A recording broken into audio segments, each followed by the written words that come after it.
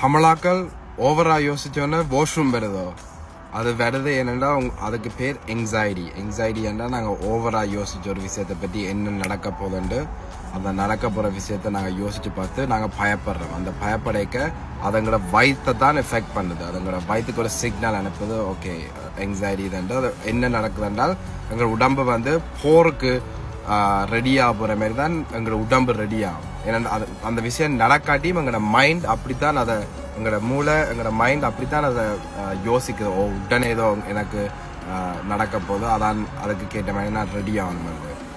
அதே மாதிரி தான் தமிழாக்கள் வாழ்க்கை முழுக்கின இருக்கிறேன். என்னால் ஏதோ நடக்க போதுன்னு ஒரே யோசிச்சு கொண்டிருந்து அவன் உடம்பு அதான் அவைக்கு வருத்தம் பெறுது. எங்களோட மைண்டுக்கு யோசிக்கிறது எங்களோட உடம்பை ஃபுல்லாக எஃபெக்ட் பண்ணிக்க எந்த நேரம் அந்த போர் மோட்ல இருக்க எங்களோட உடம்பு வந்து லைக் அந்த குணமாறக்கு இடம் கொடுக்காது.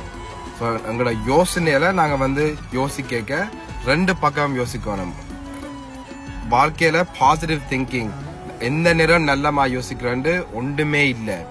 எப்பவுமே ரெண்டு பக்கம் இருக்கும், கூடாதம் இருக்கும் நல்லதும் இருக்கும். அது ரெண்டையும் நாங்க பார்க்க எங்களோட மைண்ட் பேலன்ஸ் பண்ணும். என்னடா எங்களோட மைண்ட் எப்பவுமே ஒரு பேலன்ஸ் தேடிக்கொண்டு இருக்கு. அந்த பேலன்ஸ் வந்து நாங்க ரெண்டு பக்கம் பார்க்க பேலன்ஸ் பண்ணிக்க எங்களோட மைண்ட் அந்த அந்த பயங்கள் அந்த ஓவரா யோசிக்கிறது எல்லாம் போடும்.